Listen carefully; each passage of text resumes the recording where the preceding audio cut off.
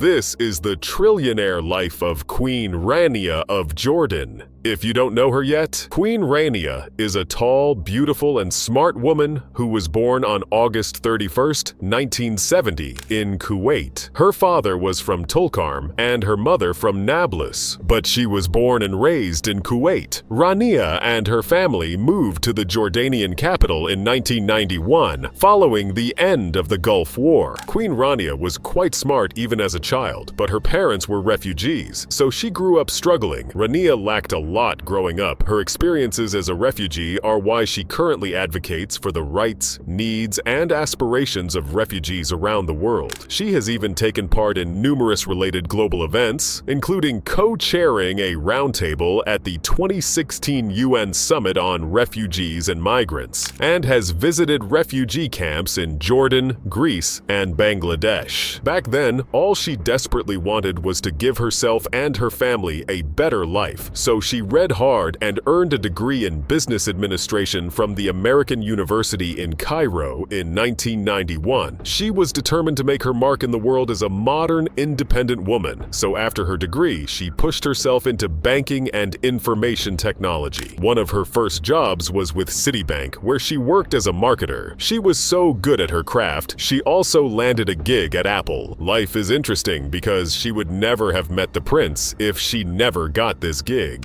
Rania is such a people's person, and she made friends everywhere she went. One day in January 1993, one of her co-workers in Apple invited her to tag along for some royal party in Amman, Jordan's capital. If Rania had cold feet and stayed home, her life would have gone differently. But she didn't. She dressed up elegantly and prepared to have a great night out in a crowd of people that could buy her entire family. It was at this party she met an older man who couldn't take his eyes off her and who also seemed quite chatty. He was Prince Abdullah. Soon, the star-crossed lovers were laughing hard while dissecting many personal and political topics. It is not every day you get to meet your soulmate in a random evening party, so the prince did not waste any time in putting the ring on it 2 months after. If this shocked young Rania, it definitely shocked the whole of Jordan, as the prince was known to be quite the philanderer. He was one of the country's most sought-after bachelors, and an army man who loved flying and driving fast cars, with a string of women. No one thought falling head over heels in love with a commoner was in his bingo card. Well, in this fairy tale, the prince did. He had found his princess, and he was so besotted to Rania's charm and incredible beauty that he changed his lifestyle immediately. Gone were the long string of women. Soon the couple became the most loved in Jordan as they dashed around looking smitten.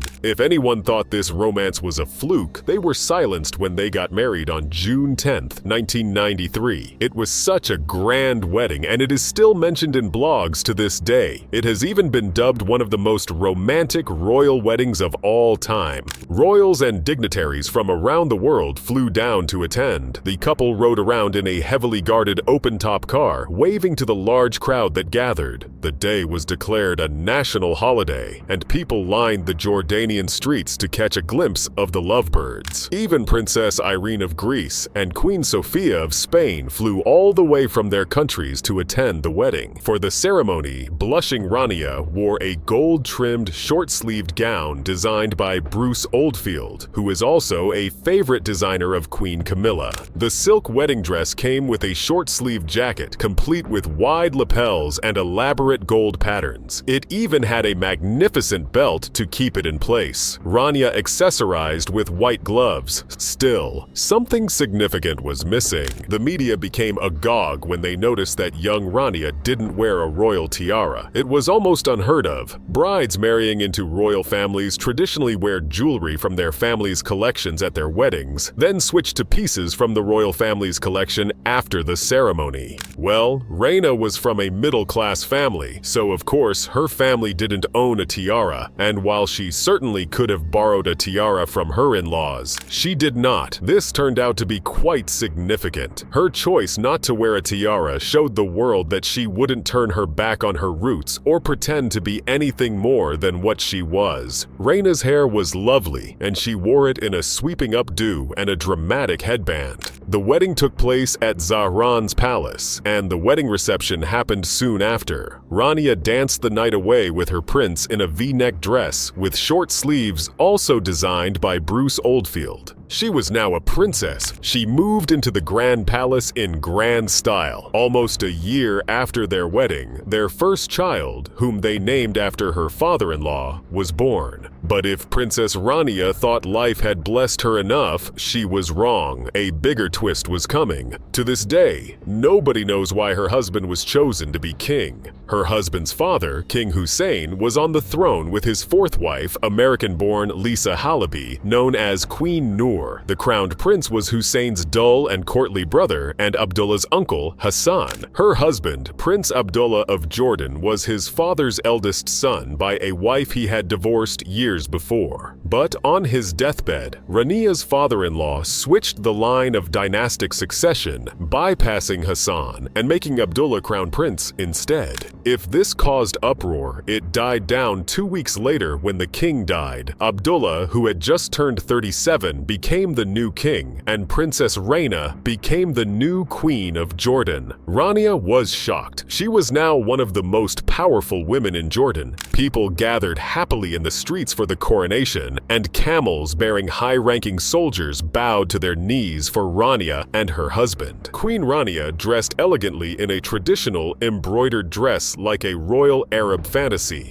Now, Queen Rania has traveled the planet, from small villages in Kosovo to Washington, D.C., and she has met some of the world's most important people. This feels like the stuff of daydreams. Ironically, Queen Rania herself has refused to describe her life as a fairy tale. She says it is not a fairy tale. Being queen is overrated. She describes being a queen as running a very big and very serious business, and she loves the business. She also loves people, especially women and children. As queen, she hit the ground running, championing many causes, especially the rights of women and children, access to education, environmental concerns, and the development of strong Jordanian communities. She has founded and donated to numerous charities, and even made frequent appearances both at local and at international events. Not every queen visits remote villages unannounced, but Queen Rania does that often. Her Majesty believes that every Jordanian child should have access to good teachers and technology that connects them to the world. Her foundation, the Queen Rania Foundation for Education and Development, contributes to the education sector through initiatives like the Queen Rania Teacher Academy, Edrak, Al-Aman Fund for the Future of Orphans, Madrasati, and others. In 2009, Her Majesty championed the One Goal campaign for education. She even served as a global honorary chair of the UN Girls Education Initiative and has advocated for access to education in international gatherings. But one thing she is particularly passionate about is in destroying stereotypes formed against her people. In March 2008, she launched a video blog that promotes Arabs and encourages dialogue with the West. She loves tolerance and compassion, and she promotes empathy between people of all cultures and backgrounds. She is very aware of her influence and uses it to the full. She has millions of followers on social media platforms like Facebook and Twitter, and she is working to desensitize them from harmful stereotypes. Still, Ahili Queen Rania is an amazing philanthropist who works daily to give back to the people. She's still a queen, with all the jaw-dropping perks. One perk is living in a royal palace. Her exquisite palace is made with stained glass, woodwork, and frescoes. Its historic structure was built in 1927 for Prince Abdullah bin al-Hussein, who named the structure Raghavan, meaning a decent life. The structure has traditional arched windows and carved columns, elaborate wood carvings, and stained glass windows modeled after those of the Al-Aqsa Mosque in Jerusalem.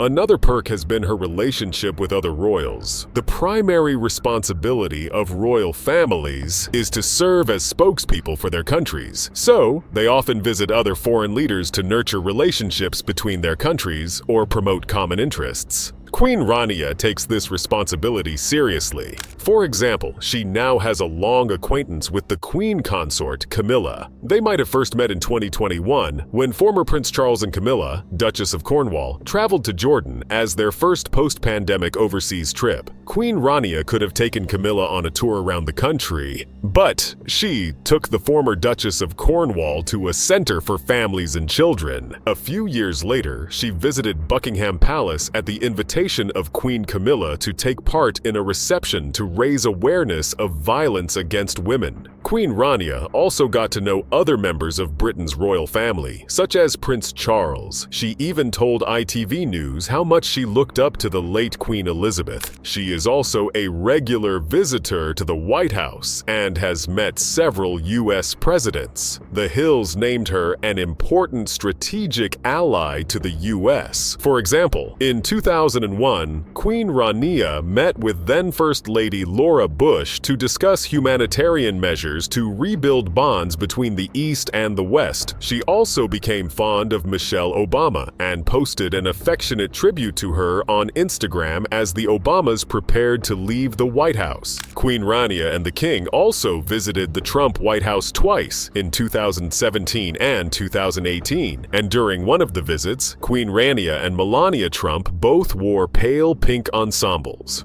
She visited again in 2021, this time to meet President Joe and Jill Biden for the first time. Money is also a huge perk. Queen Rania has become one of the richest queens in the world. She and her husband share a net worth of over $700 million.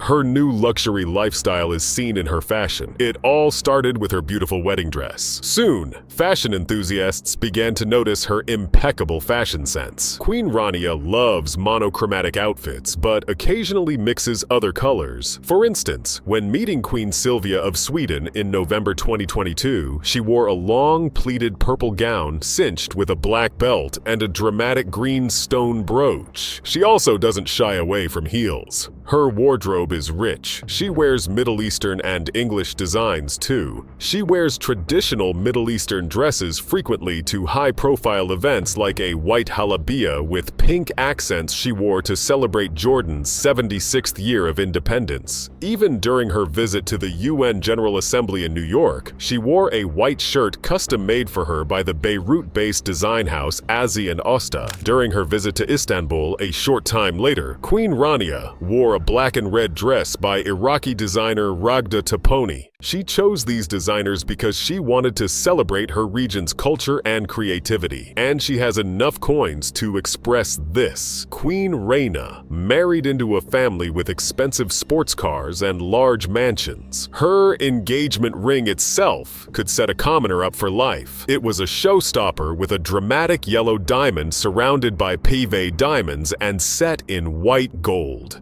Just recently, Queen Rania wore the ring at her daughter Princess Iman's wedding on March 12, 2023.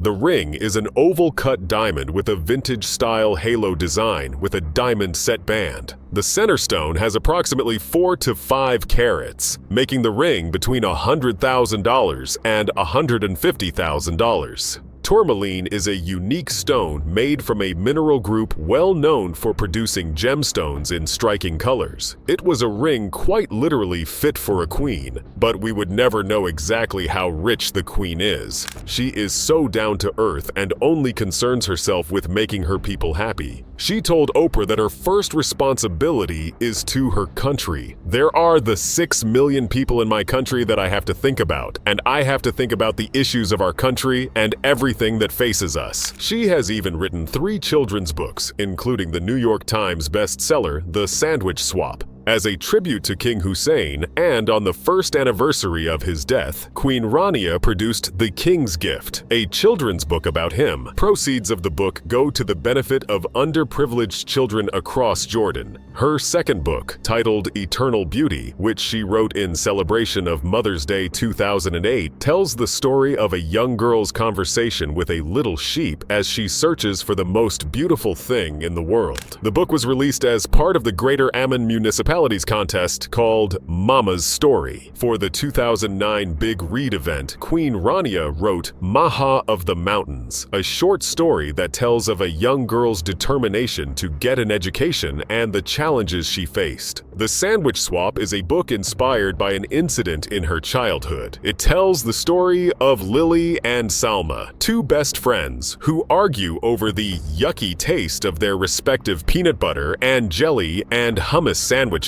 The book was co-authored by Queen Rania and Kelly DiPucchio. In May 2010, the book went to the top of the New York Times bestseller list for children's books. Numbers don't lie. According to Celebrity Net Worth, Queen Rania herself is thought to have a net worth of about $35 million.